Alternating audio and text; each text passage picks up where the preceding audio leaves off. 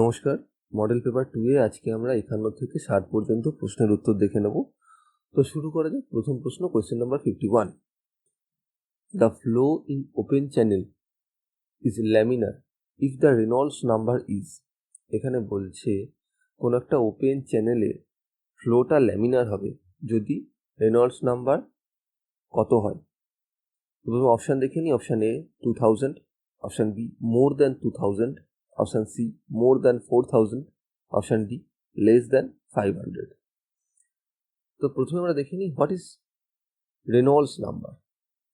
Reynolds number হলো সেই number যেটা ডিটারমাইন করে যে এই ফ্লোটা ল্যামিনার অর টার্বুলেন্ট। তো এবার আমরা একটু দেখে নিই type of flow and Reynolds number. Type of flow laminar হবে যখন রেনল্ডস নাম্বার লেস দ্যান 500 হবে। টাইপ অফ ফ্লো ট্রানজিশন হবে যখন রেনল্ডস নাম্বার 500 to 2000 হবে। আর টাইপ অফ ফ্লো টার্বুলেন্ট হবে যখন রেনল্ডস নাম্বার গ্রেটার দ্যান 2000 হবে। আচ্ছা, ট্রানজিশন ফ্লো কি?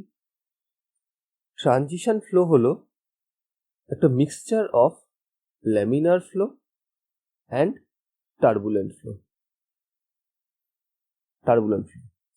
কোনো একটা পাইপের মধ্যে দিয়ে যখন কোনো একটা ফ্লুইড প্রবাহিত হয় তখন সেই ফ্লুইডের সেন্টারে থাকে টার্বুলেন্ট ফ্লো, সেন্টারে, আর এজে থাকে ল্যামিনার ফ্লো। তাহলে laminar flow and turbulent flow এর মিক্সচারকে ট্রানজিশন ফ্লো বলা হয়। ওকে, তাহলে ল্যামিনার ফ্লোয়ে রেনল্ডস নাম্বার কত হয়? Less than 500। তাহলে এখানে সঠিক অ্যান্সার হলো অপশন ডি, লেস দ্যান 500। পরবর্তী প্রশ্ন, question number 52। The net head on the turbine is given by. এখানে বলছে নিচের কোনটা টারবাইনের নেট হেডের সঠিক উত্তর। তো প্রথমে অপশান দেখে নিই। Option A H is equal to gross head plus head loss due to friction. Option B H is equal to gross head minus head loss due to friction. Option C H is equal to gross head plus V square divided by 2G head loss due to friction. Option D none of this. তো প্রথমে আমরা দেখে নিই what is gross head. কোনো একটা টারবাইনের যখন water flow হয় না তখন তার হেড রেস আর টেল রেস এর যে ডিস্টেন্স, এটাকেই গ্রস হেড বলা হয়। গ্রস হেডকে সাধারণত এই জি দিয়ে ডিফাইন করা হয়। এইবার যখন ওয়াটার ফ্লো হওয়া চালু হলো এবং ওয়াটার ধীরে ধীরে টারবাইনে প্রবেশ করা চালু করলো, তখন এই গ্রস হেডের কিছুটা হেড লস হয়। তার কারণ কি? তার কারণ হচ্ছে ফ্রিকশন বিটুইন ওয়াটার অ্যান্ড পেনস্টক। পেনস্টকে যখন প্রবাহিত হচ্ছে ওয়াটার, তখন এই যে ফ্রিকশনের কারণে কিছুটা হেড লস হয়। এছাড়াও বেন্ডিং এর কারণে হয়, তারপরে পেনস্টকে ঢোকার সময় এন্ট্রান্সের জন্য হয়, এছাড়াও ফিটিংসের জন্য হয়। বাট এগুলো ফ্রিকশনের কাছে একদম নেগলিজেবল। তো ওই জন্য এগুলোকে ধরা না সাধারণত ফ্রিকশনের কারণে ধরা হয়। এই যে হেড লস হচ্ছে গ্রস হেড থেকে, এটাকেই নেট হেড বলা হয়। তাহলে নেট হেড সমান আমরা কি লিখতে পারি? H is equal to Hg minus Hf. This is the head loss due to friction, Hf. তাহলে এটাই হলো নেট হেডের ফর্মুলা। তাহলে এখানে সঠিক অ্যান্সার হবে option B, net head is equal to gross head minus head loss due to friction. Next question number 53। Water supply includes. এখানে বলছে water supply নিচের কোনগুলো? তো প্রথমে অপশান দেখিনি। Option a collection, transportation and treatment of water. জলকে collect করা হলো, সেটাকে ট্রান্সপোর্ট করা হলো এবং সেটার ট্রিটমেন্ট করা হলো। Option b distribution of water to consumers. কনজিউমারকে ওয়াটার ডিস্ট্রিবিউট করা হলো।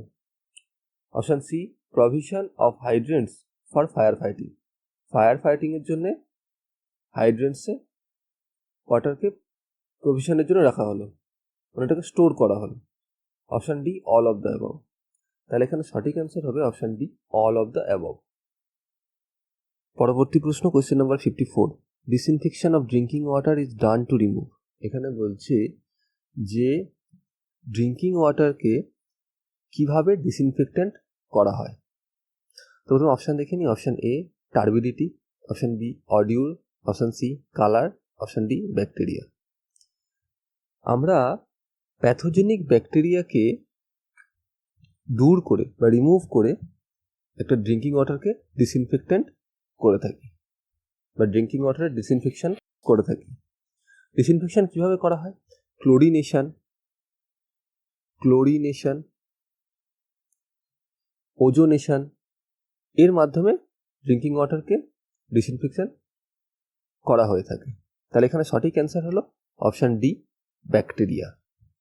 পরবর্তী প্রশ্ন, question number 55, the ratio of discharge and plan area of A continuous flow type settling tank is known as. এখানে বলছে যে ডিসচার্জের সাথে প্ল্যান এরিয়া কার একটা কন্টিনিউয়াস ফ্লো টাইপ সেটলিং ট্যাঙ্কের এটা যে রেশিও সেটাকে কি বলা হয়। তো প্রথমে অপশান দেখে নিই। Option A surface loading, option B overflow, option C overflow rate, option D all of the above. এখানে সঠিক অ্যান্সার হলো option D all of the above. Discharge আর প্লেন এরিয়ার যে রেশিও সেটাকে সারফেস লোডিং রেটও বলা হয়, ওভারফ্লো বলা হয় অ্যান্ড ওভারফ্লো রেটও বলা হয়ে থাকে। Next question number 55, permanent hardness of water can be remove by. এখানে বলছে যে জলের যে পার্মানেন্ট হার্ডনেস থাকে সেটাকে নিচের কোন প্রসেস দ্বারা রিমুভ করা হয়। তো প্রথমে অপশান দেখে নিই। Option A adding alum, option B adding lime, option C adding chlorine, option D zeolite process. তো পার্মানেন্ট হার্ডনেসকে দূর করা হয় 1 নম্বর হচ্ছে জিওলাইট প্রসেস, 2 নম্বর হচ্ছে লাইম সোডা প্রসেস, 3 নম্বর হচ্ছে আয়ন এক্সচেঞ্জ প্রসেস। তাহলে এখানে সঠিক অ্যান্সার হলো অপশান ডি জিওলাইট প্রসেস।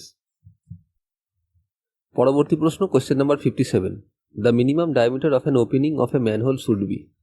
এখানে বলছে কোনো একটা ম্যানহোলের ওপেনিংয়ের মিনিমাম ডায়ামিটার কত হয়। তো অপশান দেখে নিই। Option A 25 centimetre, option B 50 centimetre, option C 75 centimetre, option D 100 centimetre. এখানে সঠিক উত্তর হলো অপশান বি 50 সেন্টিমিটার। কোনো একটা ম্যানহোলের ওপেনিংয়ের মিনিমাম ডায়ামিটার হয় 50 সেন্টিমিটার, যার মধ্যে দিয়ে একটা মানুষ সহজে প্রবেশ করতে পারে। পরবর্তী প্রশ্ন, question number 58, for providing N Indian type WC the RCC slabs in the toilet portion. এখানে বলছে যে ইন্ডিয়ান টাইপ WCতে যে টয়লেট পোর্শন আছে সেই টয়লেট পোর্শনের RCC স্ল্যাব কেমন প্রোভাইড করা হয়।